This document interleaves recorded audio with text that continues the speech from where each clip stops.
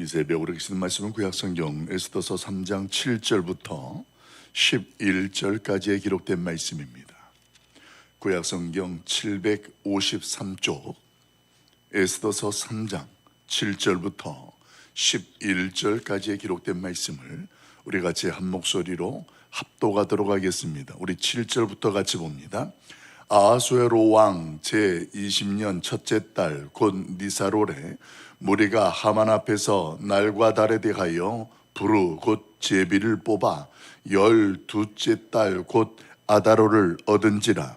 하만이 아하수에로 왕에게 아뢰되 한 민족이 왕의 나라 각 지방 백성 중에 흩어져 거하는데 그 법률이 만민의 것과 달라서 왕의 법률을 지키지 아니하오니 용납하는 것이 왕에게 무익하니이다. 왕이 옳게 여기시거든 조서를 내려 그들을 진멸하소서.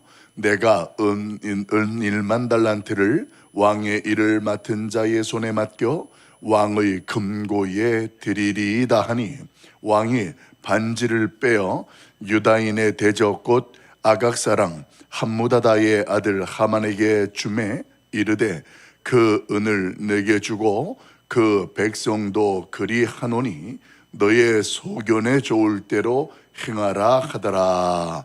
아멘. 위기의 시대를 분별하자. 오늘 기록된 말씀을 중심으로 해서 위기의 시대를 분별하자라는 제목으로 말씀을 잠깐 묵상하고 기도하려고 합니다. 한국 목회 데이터 연구소라는 그 기관이 있습니다.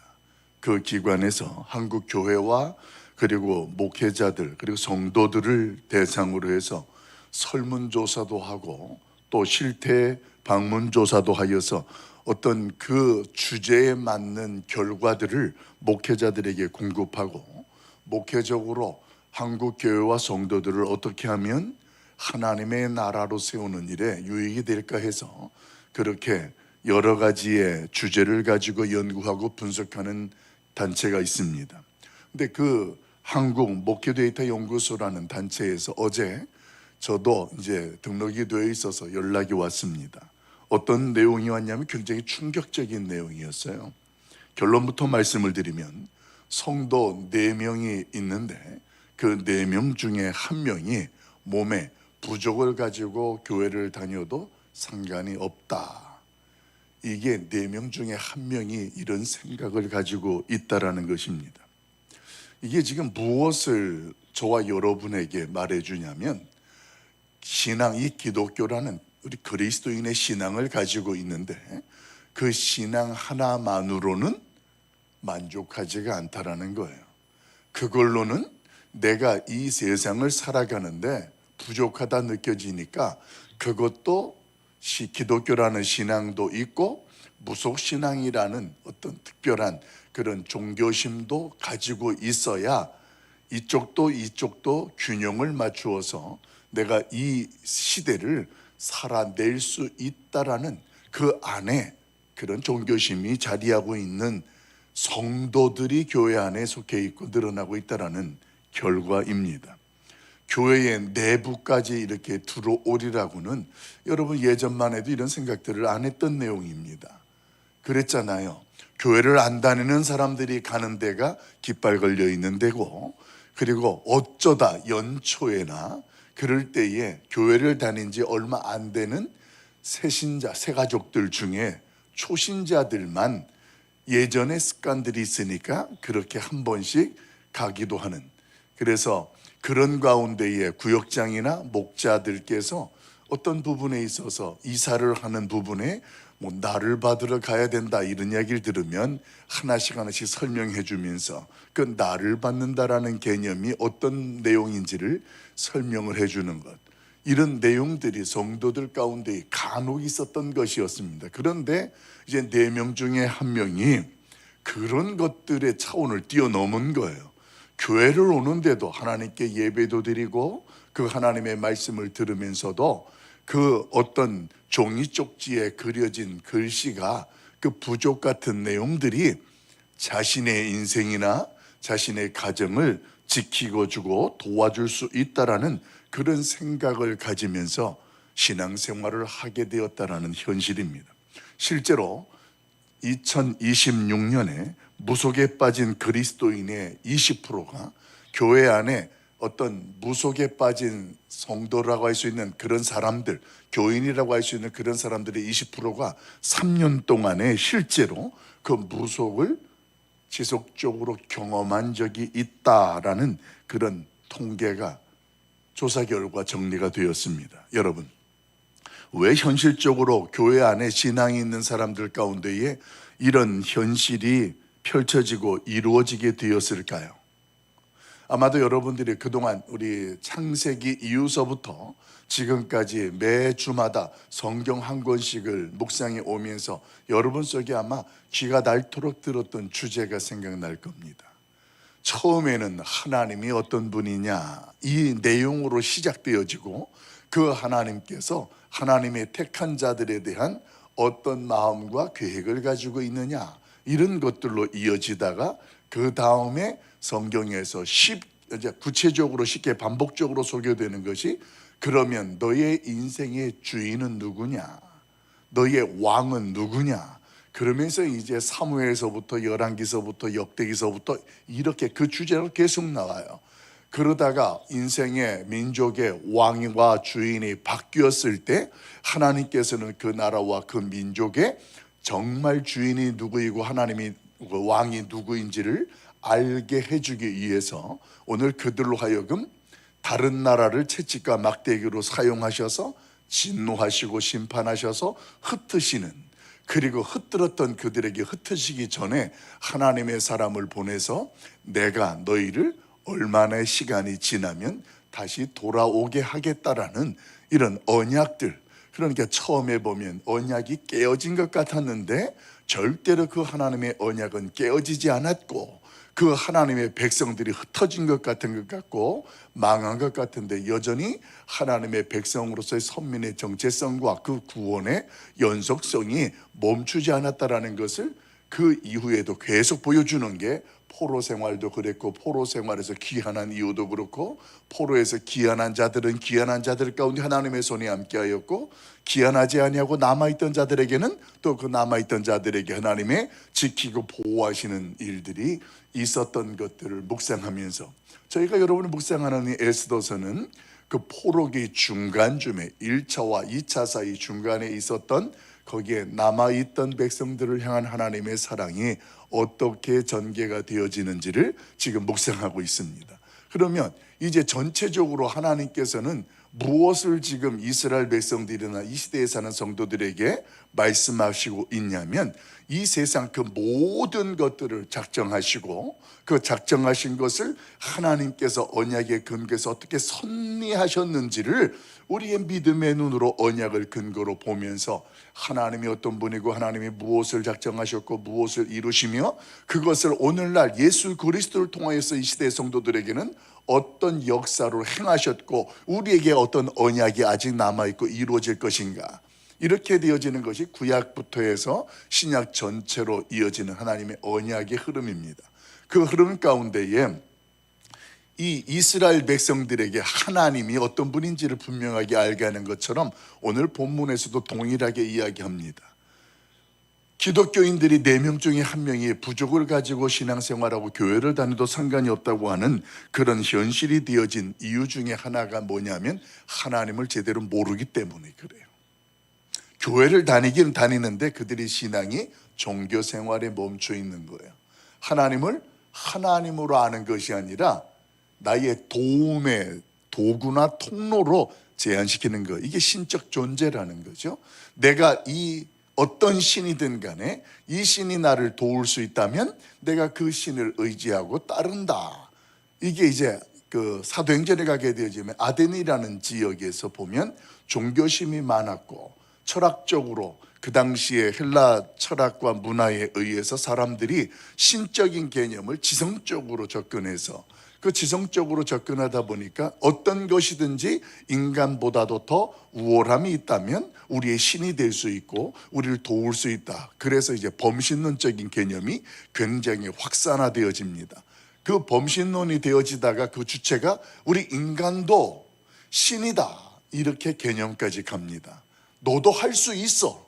처음에는 긍정적인 것 같지만 결국은 너도 할 수 있어. 그래서 주인이 바뀌는 거예요. 하나님의 자리에 인간의 중심이 자리하게 되어지면서 내가 신이 되어지는 거예요.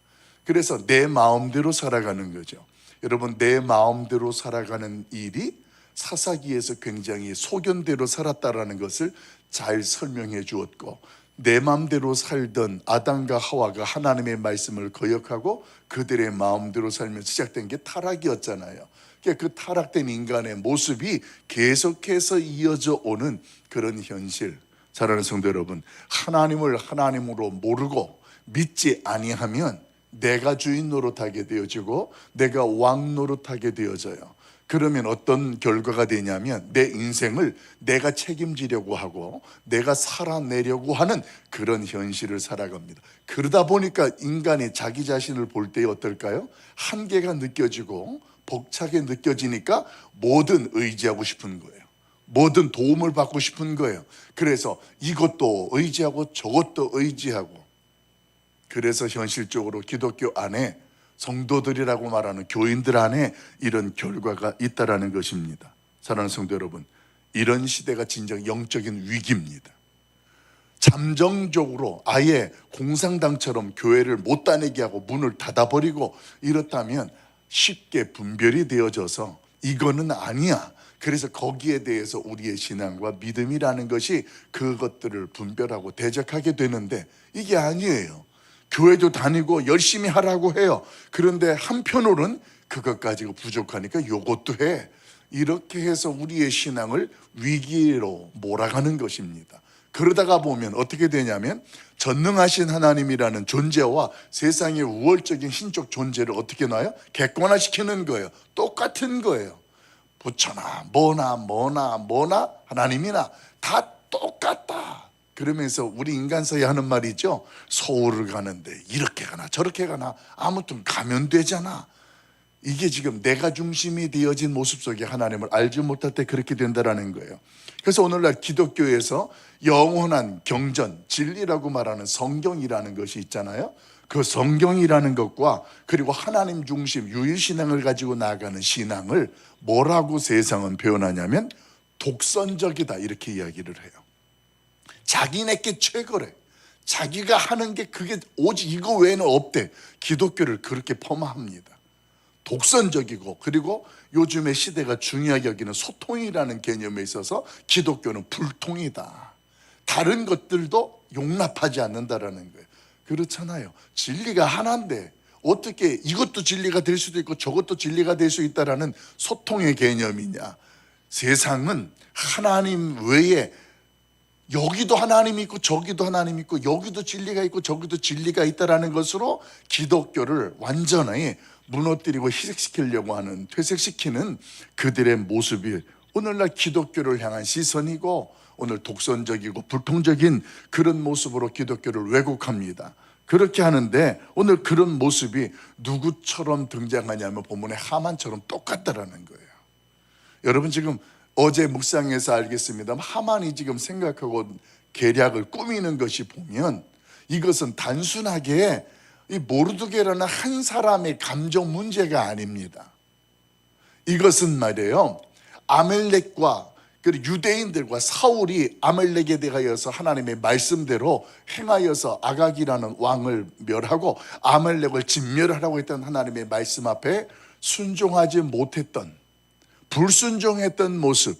그래서 결국은 그 아각의 후손인 오늘 하므무다의 아들 되어지는 후손 되어지는 이 하만이라는 사람이 유대인이라는 민족에 대하여서 오늘 신앙과 종교적인 보복으로 나오는 거예요.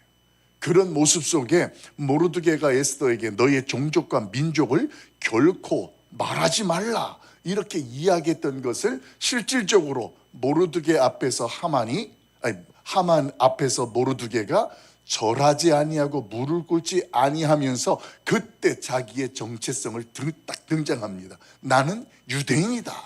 그렇게 해서 그 유대인들을 다 몰살하게 되어지는, 오늘 내용이 구체적으로 그런 것이 실현되어지는 과정을 설계해 주고 있습니다. 사랑하는 성도 여러분, 그런 모습 속에 한국 교회를 이 하만처럼 세상은 어떻게 하냐면 이기적인 집단이라고 매도해 버립니다. 자기들만 한다. 그리고 자기들만 성경의 내용들을 가지고 성경대로 사는 것이 인생의 옳은 지혜로운 모습이다라고 오늘 그들의 모습 속에 성도들을 뭐라고 표현하면 정신병자 취급을 합니다.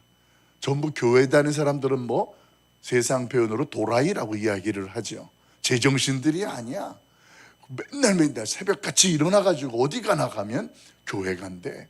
아니 그게 제정신이냐. 뭐 매주마다 그렇게 교회를 가고 행하는 일들을 보면 세상 사람들은 이해를 못한다라는 것입니다.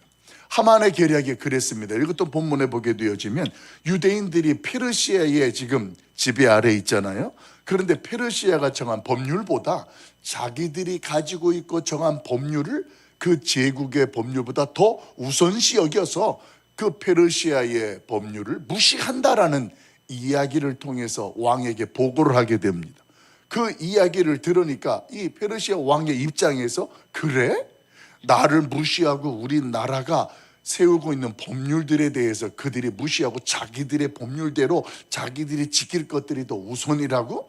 지금 그 이야기를 하만이 하고 있는 거예요. 세상 사람들이 기독교에 대해서 독선적이다, 불통이다, 그들은 이기적인 집단이다, 정신병자와 같다, 즉 바깥에서 보는 관점으로 이야기하는 것처럼 하만이 왕에게 유대인에 대해서 그렇게 이야기를 하는 거예요.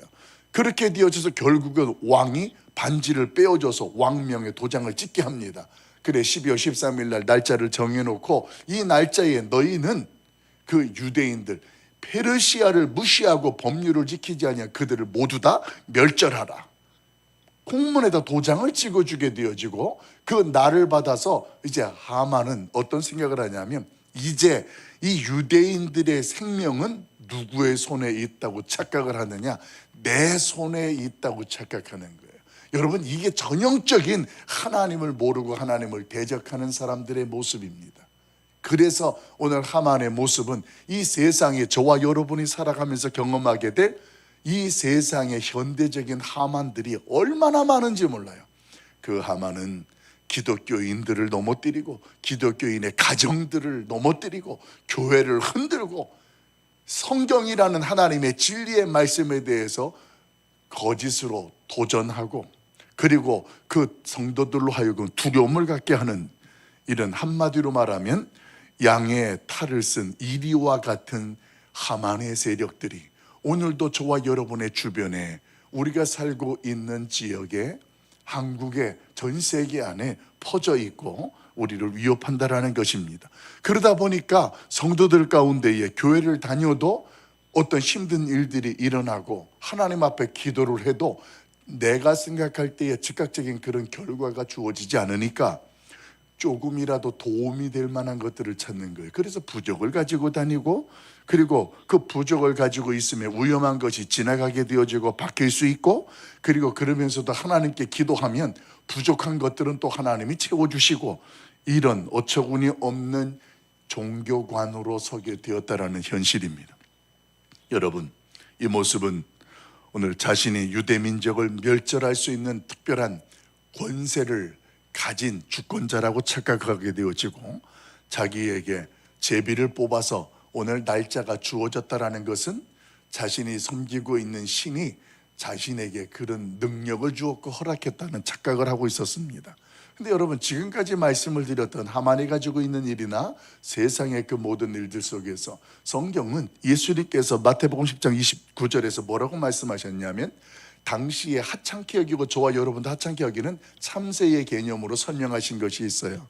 공중에 나는 참새 한 마리라도 하나님의 허락이 없이는 땅에 떨어지지 않는다라는 이 마태복음 10장 29절에 있는 말씀을 통하여서 하나님이 이 세상의 그 모든 만물들을 다스리시는 절대 주권자라는 것에 대해서 하나님이 허락하시지 아니하시면 그 어떤 것도 이루어질 수 없다라는 것을 선포해 줬다라는 것입니다.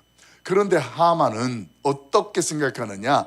자신이 왕에게 거액의 돈을 거래하고 그 돈을 주어서 왕을 필요와 흡족을 채워주면 그 왕이 자신에게 어떤 민족의 학살을 이룰 수 있는 길을 열어주고 나의 마음대로 할 수 있다. 그래서 그 당시에 은 1만 달란트, 오늘날로 환산하면 375톤에 달하는 어마어마한 금액이죠.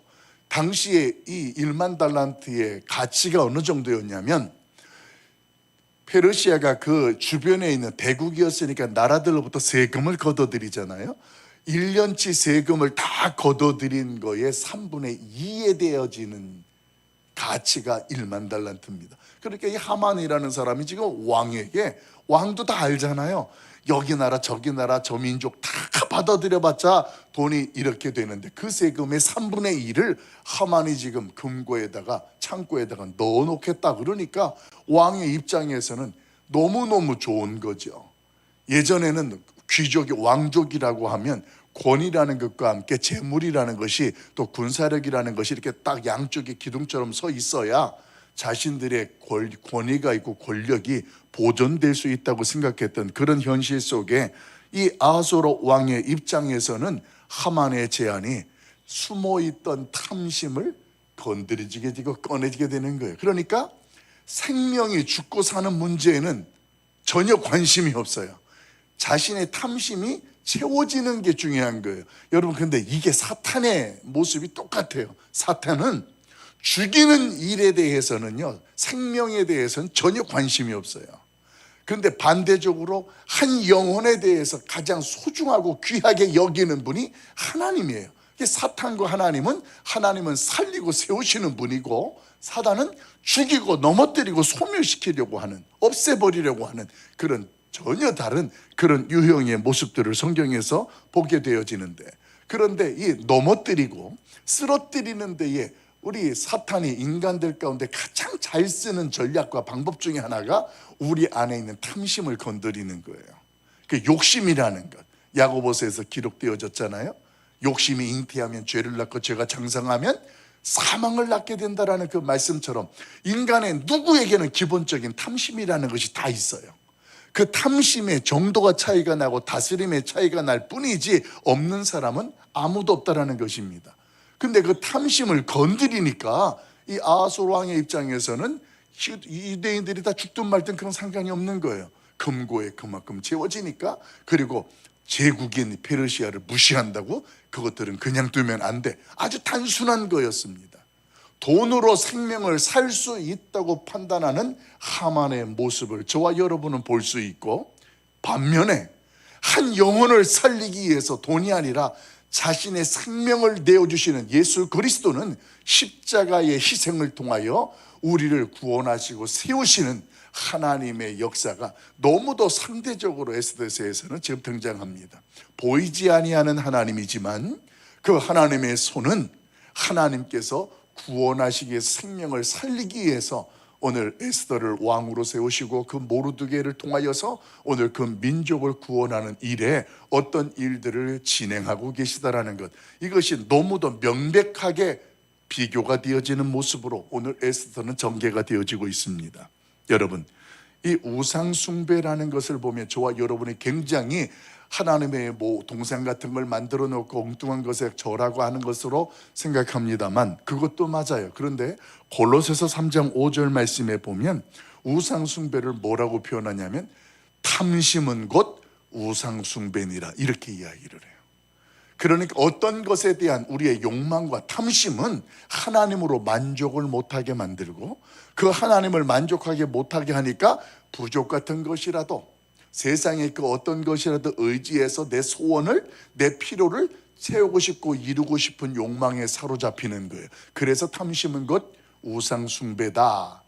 세상에 돈이라는 것이, 재물이라는 것이 하나님보다 더 가치 있게 여겨지게 되니까 하나님을 사랑하는 것보다 더 사랑하게 되는 거예요. 이게 그래서 우상 숭배가 되는 것. 이 골로새서 3장 5절 말씀은 분명하게 그렇게 선언하고 있습니다. 시간이 됐습니다. 자, 오늘은 이 말씀을 이렇게 정리할게요. 우리 곁에 찾아온 세상적인 하만에 대하여서 분별할 수 있길 예수님의 이름으로 축원합니다. 우리 안에 인간이면 누구나 가지고 있는 탐심, 이 탐심이라는 것을 자극해서 하나님으로 만족하지 못하게 하고 세상의 그 어떤 것을 의지하고 추구하게 하는 사단의 검은 계략으로부터, 여러분, 우리의 탐심이 하나님으로부터, 그분의 존재로부터 만족함을 받을 수 있도록 다스려지기를 위해서 기도하시고 분별될 수 있도록 간구할 수 있길 예수님의 이름으로 축원합니다. 이제 어버이날이 또 이제 어린이날이 지나고 어버이날이 되어지잖아요. 근데 그 어버이날이 되어지게 되면 부모님들이 자식이 하나님 앞에 주신 선물이라고 하는데 그 자식 때문에 상처를 받는 일들이 일어납니다. 이해를 하는데 내 마음은 그렇지 않은 거예요. 서운한 거예요. 그리고 마음이 불편한 거예요. 다른 자식들과 자꾸만 비교가 되는 것. 여러분, 오늘 하나님 앞에서 그 자녀가 내 눈앞에서 건강하게 모습으로 자기의 일을 감당해내고 있다면 지금 하나님의 작정과 섭리는 진행 중에 있는 거예요. 그게 끝이 아니라는 거예요. 하나님께서 그들을 통하여서 오늘 부모님들을 하나님을 섬기듯이 섬길 수 있도록 알게 하고 우리 부모님들을 공경하고 효도할 수 있는 그런 은혜들은 진행 중에 있다. 그게 여러분들이 그 일 때문에 나의 만족이 채워지지 않는 일로 마음 선회하시고 상처받지 마십시오. 오히려 하나님으로부터 내가 받은 은혜, 우리의 자녀들에게 할 수 있는 우리의 사명들을 감당해내면서 그들에게 하나님이 될 수 있도록 보여주고 가르치고 기도해 보십시오. 그 중심에 하나님이 하나님으로 들어가고 자리 잡으면 오늘 그 하나님께서 우리의 부모들에 대하여서 그 자녀들이 하지 못하고 생각하지 못했던 것들을 알게 하고 행하게 하는 일들, 탐심에서 벗어나고 진정 하나님을 경외하는 것, 부모를 공경하는 것, 이런 것들을 분명하게 깨닫게 하고 분별하게 할 것입니다. 이제 우리가 먼저 우리 안에 있는 탐심에서 벗어나십시다. 세상의 욕망에 사로잡히지 마시고 오늘도 누군가를 세우고 살리는 자리에 서십시오. 그 일이라면 그 자리를 가시고 찾아가시고 행하십시오. 그때에 우리 하나님께서 우리를 살려주시고 우리의 가정을 세워주시고 하나님의 영광을 드러내실 줄로 믿습니다. 위기의 시대, 그 시대 가운데 우리의 가정을 하나님의 가정 되게 하시고 우리의 믿음을 하나님을 향한 믿음 되게 할 수 있는 저와 여러분 우리 모두가 될 수 있기를 예수님의 이름으로 간절히 축복합니다. 기도하겠습니다. 사랑 많으신 아버지 하나님, 하나님 한 분만으로 만족하지 못하는 이 위기의 시대에 오늘 우리의 믿음과 신앙생활이 하나님이 나의 선한 목자가 되시니 내게 부족함이 없다고 고백하는 다윗처럼 우리의 신앙 고백이 되게 하여 주시옵소서. 세상의 헛된 신을 모두 버리게 하시고 우상 숭배에 사로잡힌 우리의 탐심이 하나님으로부터 감사가 되고 만족이 되고 그 하나님의 영광에 속할 수 있도록 도와주시옵소서. 세상이 나의 신앙과 또 우리 교회를 향하여서 거짓 프레임으로 우리를 넘어뜨리려고 하고 정신병자 취급하고 이기적인 집단이라고 말한다 할지라도 오늘 그 하나님께서 교회를 통하여 오늘도 한 영혼을 세우고 살리시려는 구원의 계획 앞에 우리 교회가 붙들린 바 되게 하시고 우리 성도들이 함께하게 하여 주시옵소서. 양의 탈을 쓴 이리와 같은 이 세속적인 하만은 수없이 수많은 계략을 통하여서 가정들을 흔들고 우리의 신앙과 교회를 위협하려고 합니다. 그러나 참새 한 마리도 하나님이 허락하지 아니하시면 떨어지지 아니하는 절대적인 하나님의 주권 앞에 오늘도 믿음으로 고백하며 하나님의 인도하심과 은혜를 구하는 주의 백성들 위에 한량없는 은혜 허락하여 주시옵소서. 오늘도 분별하게 하시고 탐심을 다스리게 하시고 세우고 살리는 자리에 설 수 있도록 우리를 인도하시며 오늘 이 새벽에도 주의 전에 나와 기도할 때에 은혜와 은총을 나타내 주시옵소서. 무엇보다도 병원에서 회복 중에 있는 수술하고 시술하고 치료 중에 있는 하나님의 사람들을 긍휼히 여겨주시고 약할 때에 강함 되신 그 하나님의 은혜가 오늘도 그 병상 안에 찬양이 되고 감사가 될 수 있도록 역사하여 주시옵소서. 이 모든 말씀을 우리 주 예수 그리스도 이름으로 간절히 축복하며 기도하옵나이다. 아멘. 하늘에 계신 우리 아버지여, 이름이 거룩히 여김을 받으시오며 나라가 임하옵시며 뜻이 하늘에서 이루어진 것 같이 땅에서도 이루어지이다. 오늘날 우리에게 일용할 양식을 주옵시고 우리가 우리에게 죄 지은 자를 사하여 준 것 같이 우리 죄를 사하여 주옵시고 우리를 시험에 들게 하지 마옵시고 다만 악에서 구하옵소서. 내 나라와 권세와 영광의 아버지께 영원히 있사옵나이다.